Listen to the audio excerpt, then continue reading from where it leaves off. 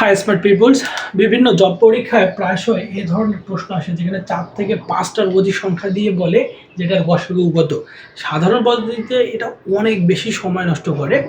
আমরা আজকে short trick শিখবো যেটা তো অল্প সময়ের মধ্যে করা সম্ভব। সর্বপ্রথম দেখো সাধারণ পদ্ধতিতে কতটা বেশি সময় লাগে।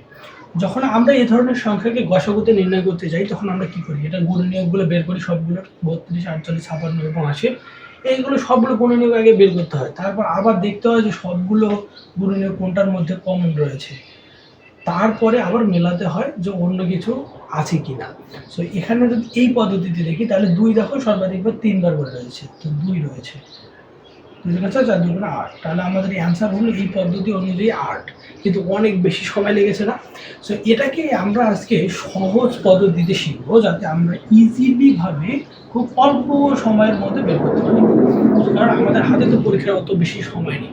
সো আমরা এটাকে কি করতে পারি, তাহলে আমরা সর্বপ্রথম এটাকে 32, 48, 56 এবং 80 এই সংখ্যাগুলো লসাগু করে খুবই সহজ। এই সংখ্যাগুলো লসাগু করে খুবই সহজ। যেমন 32, 48 এবং 56, 80 আমরা দেখে বলতে পারছি যে এখানে তাহলে প্রথমে আমরা 4 দিয়ে দিই, একবার ছোট করে ফেলি। তাহলে 4 দিয়ে দিলে তাহলে 4 আসতে 32, তাহলে 8, তাহলে 4 বারো 48, 56, 14, তাহলে 80 হলো 20। এখন এই সংখ্যাটা 4 দিয়ে যায় না, তাহলে 2 দিয়ে দিলাম। তাহলে 4, 6, এখানে আসলো 7, এখানে আসলো 10, আবারও 2 দিয়ে যায়, তাহলে এখানে 2, এখানে 3, 7 এবং 5, আর যায় না।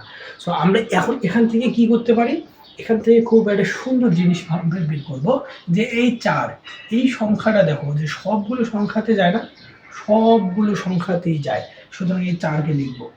এখন দেখো এই যে 2, এই 2 কি সবগুলো সংখ্যাতে যায়? এই 2 দেখো, হ্যাঁ সবগুলো সংখ্যাতে যায়, তাহলে আমরা এখানে 2 লিখলাম। এই 2 দেখো, এই 2 কি সব সংখ্যাতে যায়? দেখো সাথে যাচ্ছে না, তার মানে লেখা যাবে না। আর কিছু আছে? আর কিছু নেই।